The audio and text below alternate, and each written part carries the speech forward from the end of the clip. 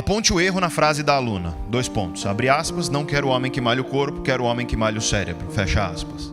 É óbvio que a gente entende a figura de linguagem e o que ela quis dizer. Mas é que essa figura de linguagem, ela carrega algo que está dentro de nós enquanto sociedade desde os primórdios da humanidade, que é a ideia de que corpo é uma coisa e cérebro é outra.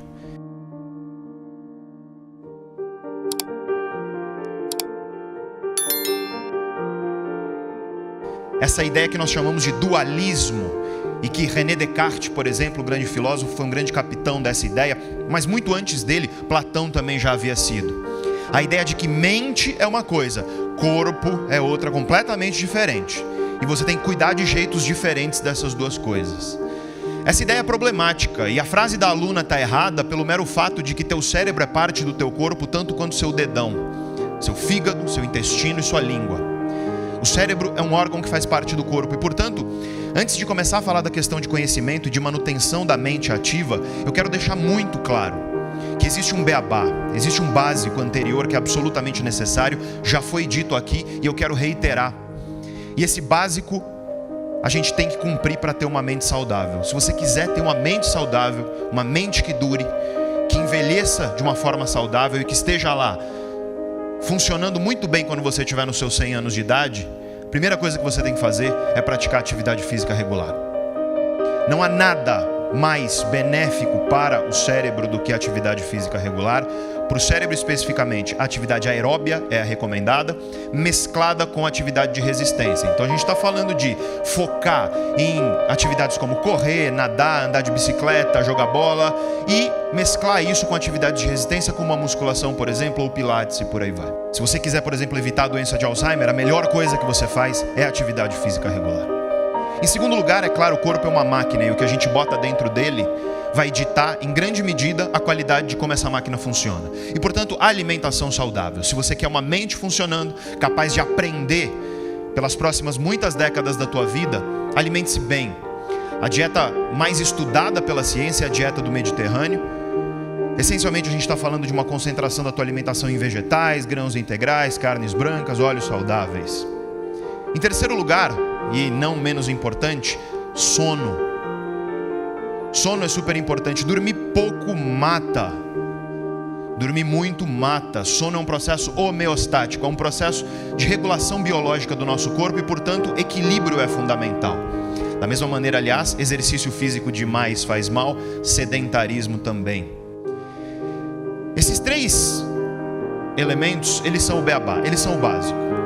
Ou seja, não adianta você aprender Aristóteles se você é uma pessoa sedentária, tabagista, dorme 3 horas por noite. Mas é interessante perceber que do ponto de vista do cérebro, as prospecções que a gente tem para a saúde do cérebro daqui a 30 anos, então estamos falando de 2050, elas mostram que a prevalência de Alzheimer, por exemplo, na América Latina, ela vai ser a maior do mundo. E dentro da América Latina, provavelmente o Brasil vai ser o país com a maior prevalência. Nosso cérebro está envelhecendo muito mal. Por quê?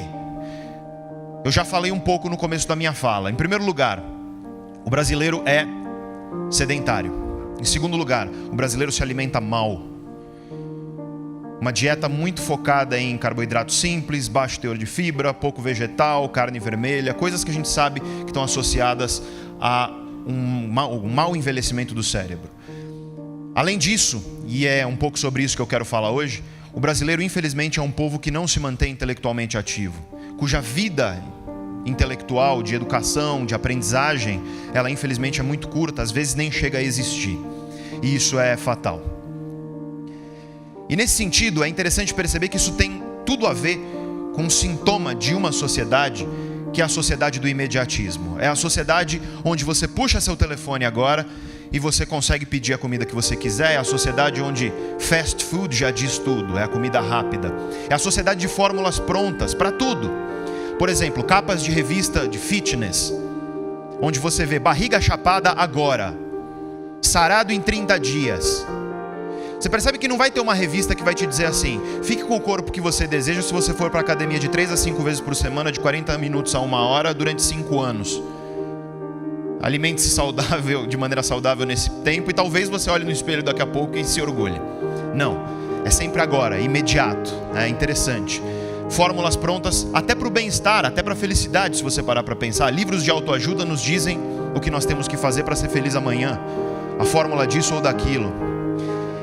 É interessante perceber que isso se espelha em uma realidade que quer respostas imediatas, rápidas e simples para perguntas que são complexas.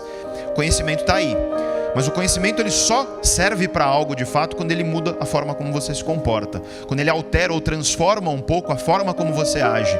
E é nisso talvez que a gente tenha que focar, em como as pessoas agem. Porque se existe preguiça para atividade física e para comer coisas saudáveis, sem sombra de dúvida existe preguiça para aprender coisas novas. Para você ter uma ideia, falar uma segunda língua, ser bilíngue, fluente em uma segunda língua, pode retardar o surgimento dos sintomas da doença de Alzheimer em até 5 anos. O mero fato de você ser bilíngue. Aí você me pergunta, Pedro, por quê? E eu te explico por quê. Quando você aprende uma segunda língua, você ressignifica o mundo inteiro. Essa cadeira na qual você está sentado não é mais só cadeira, ela é cadeira e chair. Esse microfone não é só microfone, é microfone e microphone. Ou seja, não é só uma maçã, é maçã e Apple. Você cria um novo mundo no teu cérebro. E essa é a grande lição. Para a gente manter a nossa mente ativa, a gente precisa estar o tempo inteiro construindo novas estradas no nosso cérebro, novas conexões, aprendendo coisas novas, desafiando o nosso cérebro em relação a coisas que não sabíamos antes. E isso gasta energia, e isso é chato. Fórmulas mágicas como vou aprender palavra cruzada, vou fazer sudoku e por aí vai, elas infelizmente não funcionam. Consistência é muito mais importante do que intensidade pontual, como tudo na vida se você parar para pensar.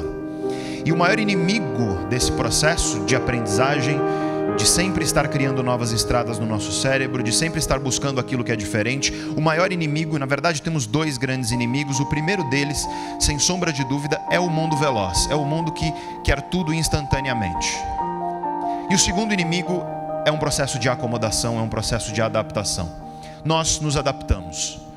E é interessante perceber que viver e pensar sobre a vida são 2 coisas diferentes. O nosso eu projetivo é diferente do nosso eu experiencial. O que faz feliz, por exemplo, o nosso eu projetivo, não faz feliz nosso eu experiencial. E o que faz feliz nosso eu projetivo? Ora, é olhar para o passado e enxergar uma história de valor. Olhar para o futuro e enxergar uma história de valor. E, portanto, olhar para o passado e enxergar conquistas de valor. E olhar para o futuro e enxergar metas e objetivos de valor. Isso faz nosso eu projetivo feliz.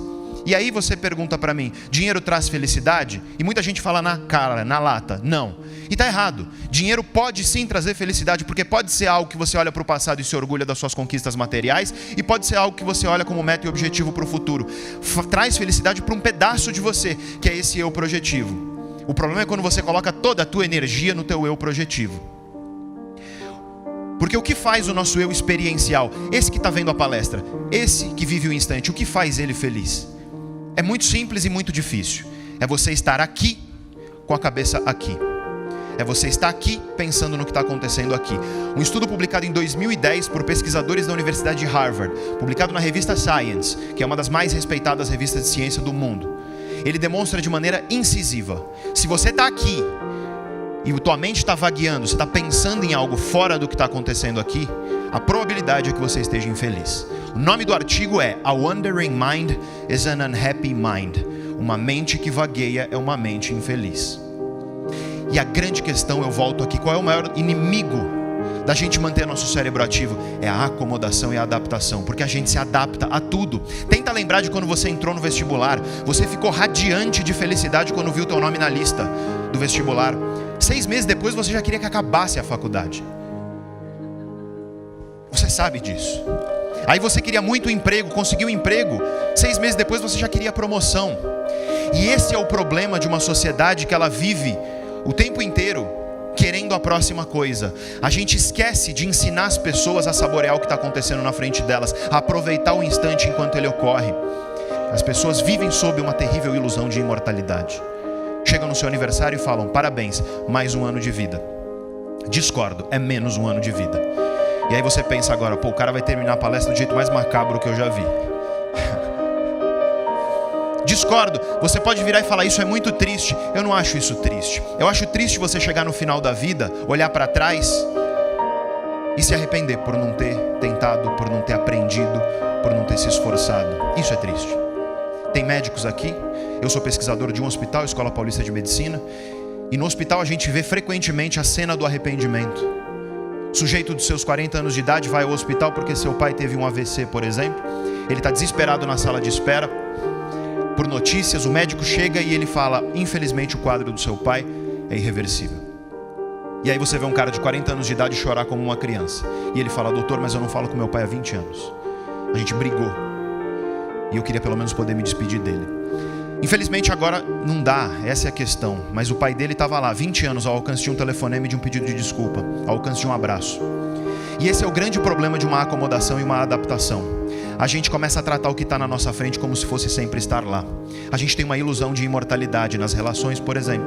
A pessoa está lá ao teu alcance e você se adapta. Acha que a pessoa vai estar sempre lá e um belo dia ela vai embora. Seja porque ela cansou de não ser valorizada ou porque a vida às vezes nos tira as coisas.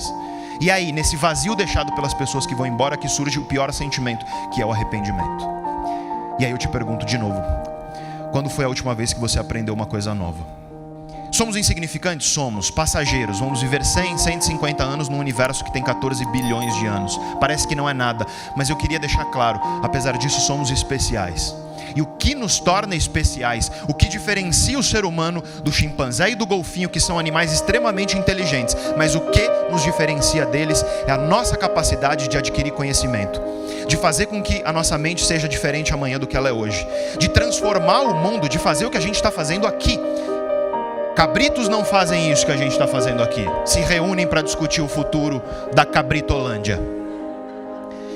Seres humanos fazem, a gente se preocupa com o futuro porque a gente tem um cérebro capaz disso. E a gente só é hoje melhor do que ontem porque a gente se manteve ativo, aprendendo coisas novas, fazendo melhor do que a gente estava fazendo ontem, com essa ferramenta que é a máquina mais fantástica que existe no universo. E a grande questão, eu volto ao que eu já falei, o importante aqui é consistência. Consistência, aprenda e continue aprendendo. Desafie o seu cérebro a aprender coisas novas o tempo inteiro. Não se sujeite ao imediatismo de uma sociedade onde tudo se resolve com um aplicativo e 2 cliques. Não se sujeite a esse imediatismo em nada da sua vida, porque até nas relações o imediatismo tem dominado. O imediatismo das relações, ele é evidente. Os laços são frágeis nos dias de hoje. Isso é crítico. Porque sucesso em qualquer dimensão na vida é muito mais ditado pela tua consistência e esforço do que por você abrir os braços para facilidade. É lutando contra nossas vontades imediatas e preguiçosas que a gente transforma o mundo. Nós temos que abrir os braços para a diferença, as coisas que desafiam a nossa mente, conversar com pessoas que pensem diferentes de nós, aprender coisas que não tem nada a ver com aquilo que a gente faz. É o músico aprender, por exemplo, física. É o físico aprender poesia. É o médico aprender literatura, é o historiador aprender matemática. É fugir das estradas já construídas dentro do nosso cérebro e construir constantemente estradas novas. Por quê? Como no trabalho, como nas relações, como em absolutamente tudo na vida, acomodação é morte.